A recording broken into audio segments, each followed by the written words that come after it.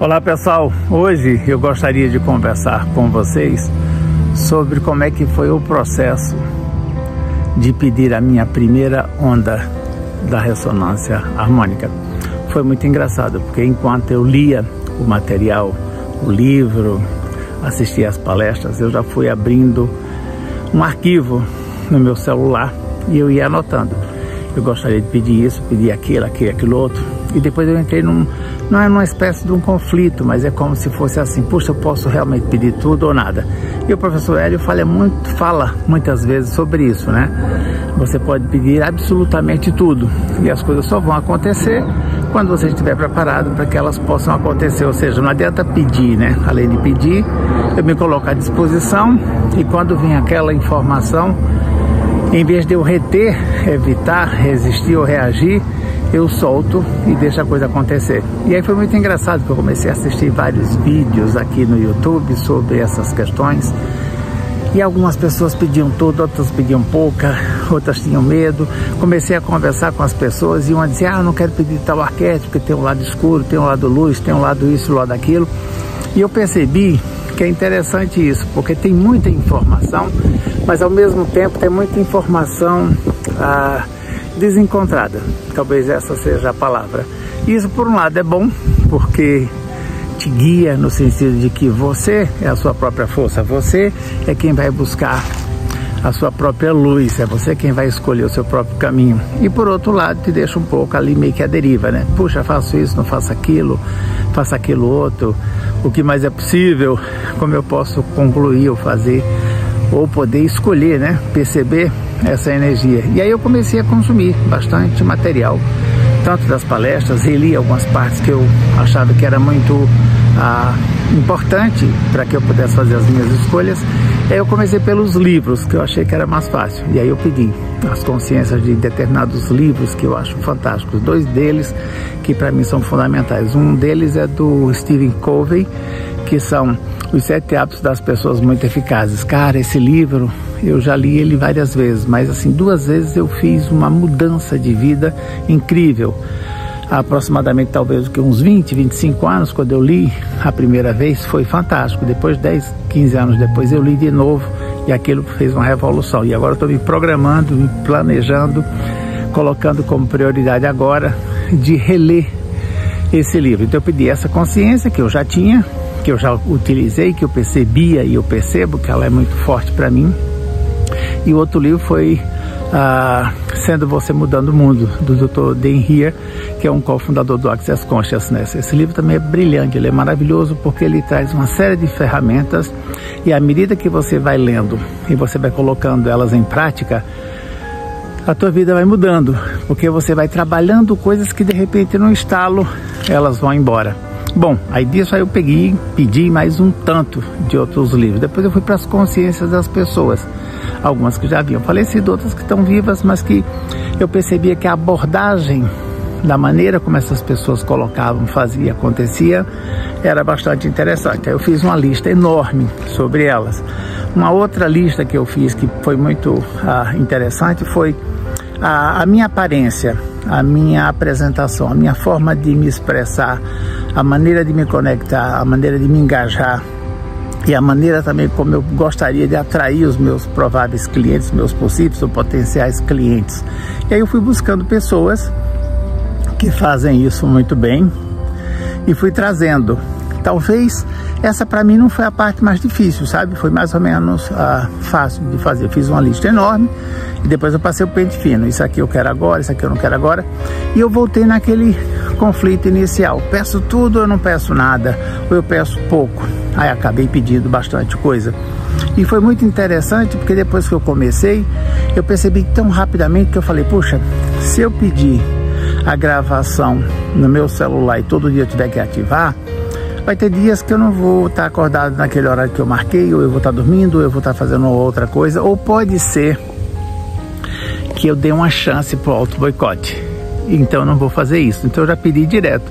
E foi muito engraçado porque eu acordei e falei, nossa, tem algo diferente. Eu não sabia o que era, mas eu percebia que havia uma energia bem diferente. E aí eu fui e mandei um e-mail. Poxa, já começou? E aí a Patrícia, que é uma das pessoas que trabalha nessa parte junto com o professor Hélio, que cuida dessa questão dos envios das ondas e tal, ela falou assim, desde tal dia. E eu percebi energeticamente quando ela começou, quando eu percebi também quando ela acabou, até eu pedi a segunda. Então é uma coisa tão engraçada, e é sobre isso que eu também gostaria de falar. Eu talvez tenha fantasiado ou tenha gerado alguma expectativa do tipo, uau, sabe, vai ser algo assim, uau, quando acontecer. E eu percebi que é um uau, mas é um uau diferente, não é aquela coisa assim espalhafatosa que você fica, uau, sabe, ai, tô vendo estrela, como se fosse um transe energético. Não. Você se torna mais consciente e as coisas seguem acontecendo. Só que de repente parece que muda um pouco a maneira como você faz isso. E se você tem as suas barras de axis corridas pelo menos uma vez por semana, isso também vai te facilitar bastante, porque você vai começar a entrar num outro patamar energético, porque as barras vão estar limpando toda a caca que está na sua cabeça e você está se renovando, ao mesmo tempo que você está tendo contato com várias outras energias, com várias outras consciências. E à medida que isso colapsa, você fala, puxa vida, uau, aqui tem Borogodó, aqui tem algo novo, aqui tem algo que eu ainda não havia percebido. Eu acredito que essa metodologia, essa ferramenta da ressonância harmônica, ela é fantástica para qualquer pessoa. Inclusive, eu fico às vezes me perguntando, tem muita gente que fala, puxa, eu não faço uma classe de barras, ou eu não faço o que seja, porque eu não tenho dinheiro, então porque meu recurso financeiro está um pouco meio que mexido, agredido ou não disponível nesse momento. A ressonância harmônica, ela está disponível inclusive para você que não tem dinheiro, só escolher.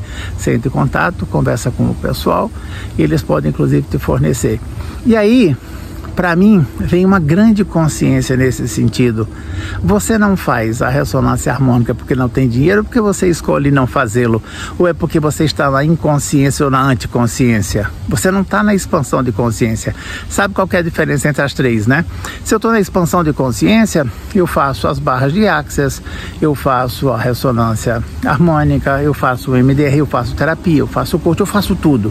Porque qualquer ferramenta que possa me auxiliar a trazer mais clareza e que eu possa expandir a minha consciência, ela é bem-vinda. Por isso que eu faço parte do grupo que está na expansão da consciência. Já a anticonsciência são aquelas pessoas ou energias que te colocam contra a consciência. É tipo assim, poxa, fazer o caminho das palestras, ah, meu Deus, cara, são 180 horas, ah, eu não tenho tempo para isso não me serve, isso não dá. É o quê? É a anticonsciência te impedindo de acessar a consciência.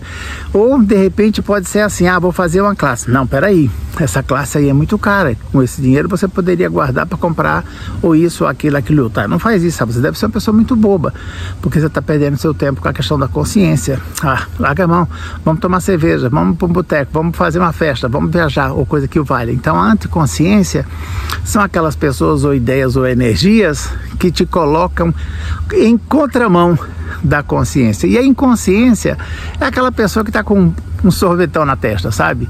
Ela não sabe para onde vai, qualquer coisa tá boa e no final ela não tem consciência de nada. Ah, vamos para esse boteco, vamos, o povo vai lá fazer e acontecer e no final vai dar briga, mas isso acontece geralmente depois das 12 horas da meia-noite. E a pessoa quando dá 11h30 fala, ah, vamos para esse boteco? Ou seja, não tem consciência do que está fazendo.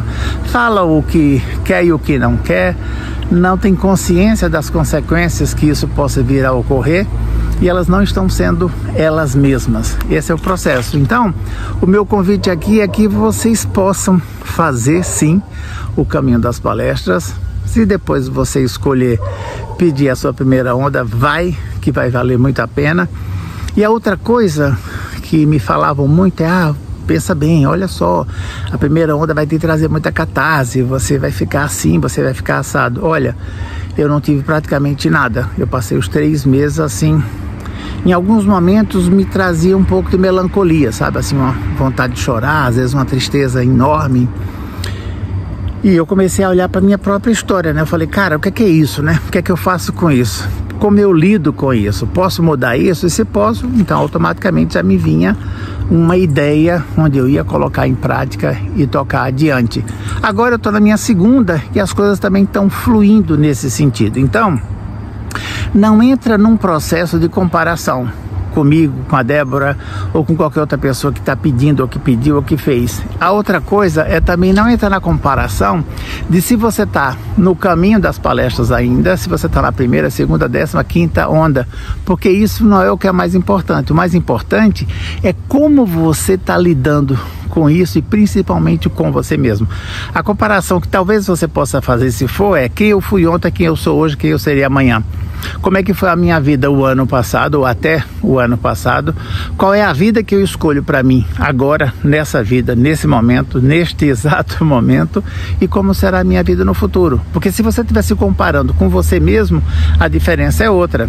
Você vai estar comparando-se com a mesma pessoa em todos os seus níveis. Se você se compara com uma pessoa que é diferente de você, a história dela é dela, a sua é a sua. É isso aí, gente. Vamos bater um papo. Tô gostando muito dessa onda aqui. Um beijo no seu coração.